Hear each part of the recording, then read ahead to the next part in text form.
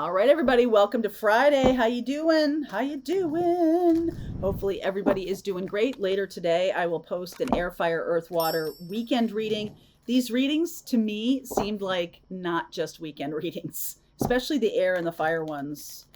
Didn't seem like weekend readings to me at all, more like fall readings. So check it out. Check it out. That'll be on later today.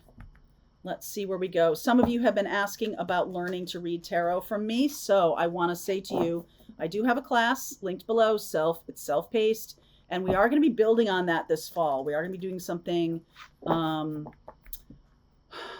do I say, a kind of more of a way of expanding your own intuition and how you might use that in terms of your tarot reading practice. Okay.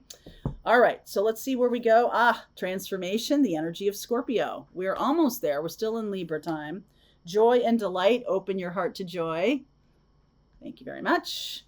And wise leader, you are a beacon for others. So some of you are stepping into your path by way of something that's fun. So a lot of us have been talking this year about struggles in transformation and difficult things that need to be offloaded. This is not that. This is about allowing yourself to be happy. That kind of opens up your own spiritual wisdom for other people. Some of you need some healing work on your inner child. All right, it's very important to look at that right now. If you've been feeling like you have a lot of roadblocks, a lot of shadow, that's where you start working on your inner child. And we can talk about that as we move forward. If you want me to do more things about healing your inner child, drop a comment, please. All right, 3 of Pentacles below, underneath. Ace of Wands coming through. This has been my favorite ace. This is about lighting the passion. Ace of Wands, King of Swords, Page of Cups, 4 of Pentacles, Knight of Pentacles, and the 8 of Cups, Knight of Wands, 2 of Cups, 8 of Wands. This is about igniting a new passion. And I like the King of Swords here because it says to me that you finally see clearly. You finally are getting it. You're finally waking up to your own mission and purpose. And it's fun. There again, the joy and delight. It's fun. It's lighthearted. It's not, I'm not going to say it's not serious, because it is serious. It is healing work or spiritual work of some kind, but it is fun. And some of you might have been like, well, that can't be the right thing. If it's fun, it's supposed to be hard and grueling and difficult. And so a lot of you have rejected this idea of fun, maybe because it's too frivolous, or maybe because you may feel like your family or other people may feel like you're being frivolous or something like that. The King of Swords showing up is serious. Why so serious, right? King of Swords is like, you must have a serious job. You must have a serious relationship. You must have a serious life plan or something like that. This is a message that came to you by way of people who believed that all work was grueling, drudgery, hard, difficult. This is Saturn energy, okay? Saturn goes direct this month. And when Saturn goes direct, it's been in retrograde, I think since April. Don't quote me on that, but I think since April. It's been kind of teaching us that our work can be joyful, fun, lighthearted, right? It's been teaching us that. And also it is of service. Our work can be fun and of service at the same time. Our work can bring out our joy. In fact, I feel like that's the biggest shift in this 3D to 5D shift, is that we are being awakened to the idea that we have crafted belief systems that are keeping us from our true joy and keeping us from our mission, because it's got to look a certain way. Okay. And what's being awakened is the inner child. What's being, awakened is that inner joyful, nature, the fun, the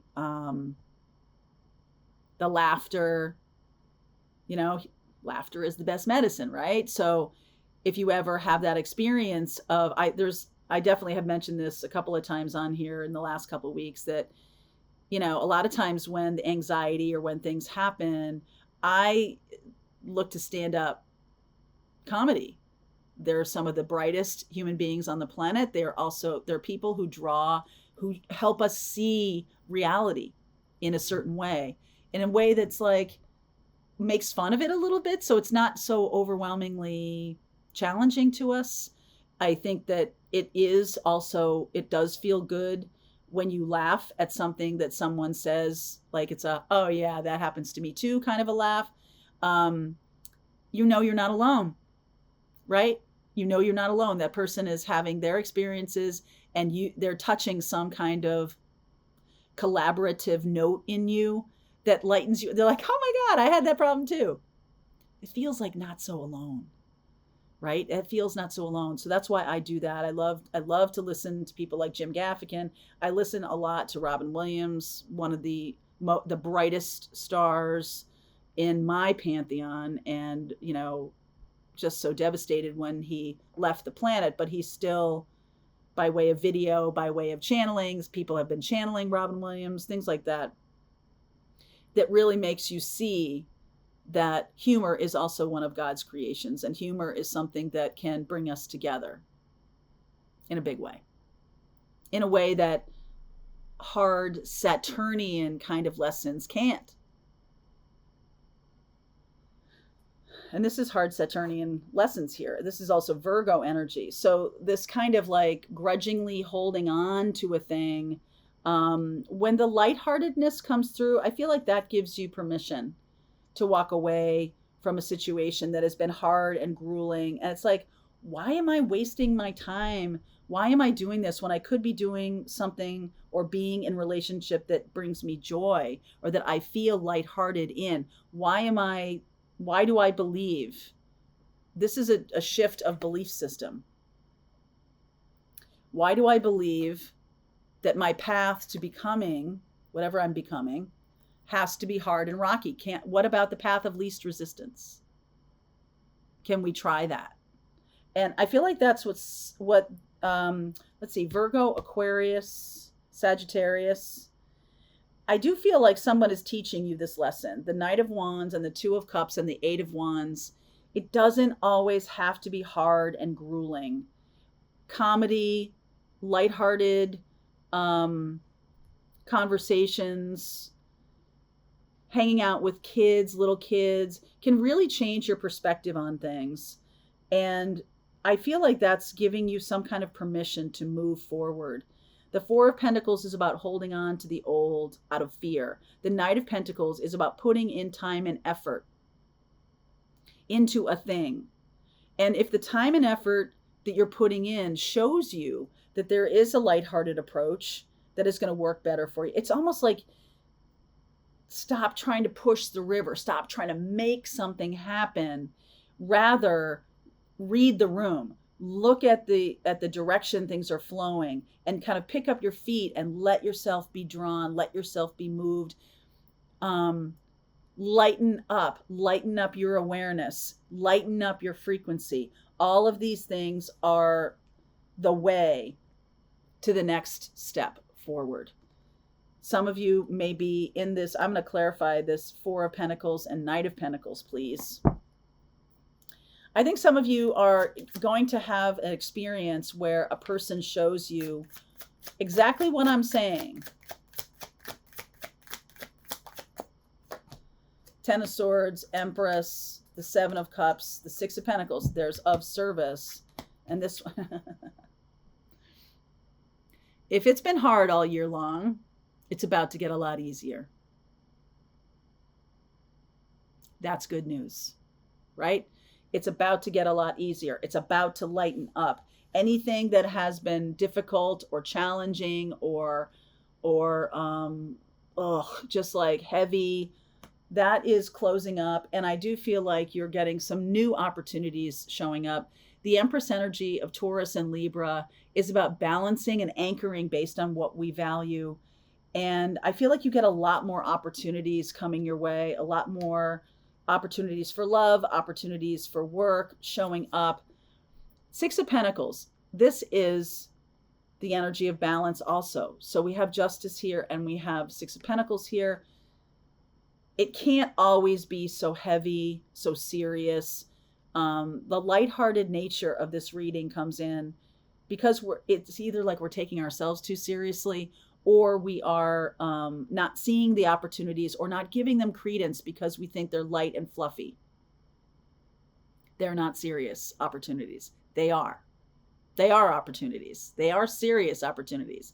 But because they're light and fun, you may not give them a lot of weight. This could also be true of a person that is in your life who is light and fun and flirty and cute and interesting. And if you're seeking a serious relationship, you may feel like this might be a waste of time. I want someone who I can live the rest of my life with.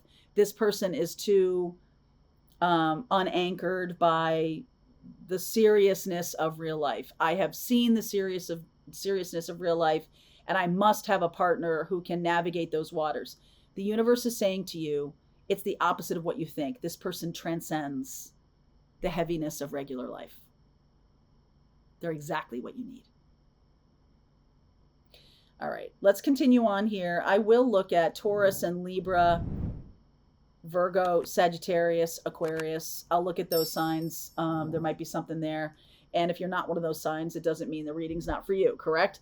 All right, so let's keep going. Why so serious? Why so serious? Link is below if you want to continue on. Otherwise, Pathfinders, let's just keep going. All right, I hope you enjoyed that video. If it was helpful to you, please consider liking this video and sharing it with anybody who might have a need for similar kind of information. And if you like this video, check out these videos.